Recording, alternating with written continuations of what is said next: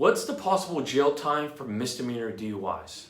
Hi, Stefano Molea, San Diego criminal defense lawyer and partner at the law office of David P. Shapiro, where we help good people regain control of their future when charged with a crime.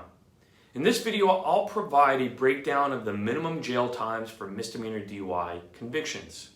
When we talk about DUIs, we're talking about Vehicle Code Section 23152 and all the different subsections. For a first-time DUI in San Diego County, generally, if probation is granted, there won't be any jail time. There can be community service, an ignition interlock device, or other stringent conditions. And almost always there will be fines, a DUI program, Mothers Against Drunk Driving programming, and other probation conditions.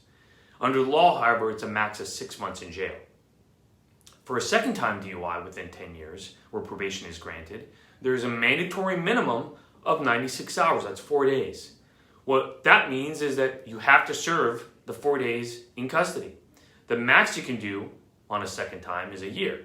How much time is actually ordered depends on lots of factors. For example, BAC, whether there was an accident, or whether they're still on probation for the first DUI. For third-time DUIs within 10 years where probation is granted, it's a mandatory minimum of 120 days. Big jump, I know. Still, because we're talking about a misdemeanor, it's a 1-year max.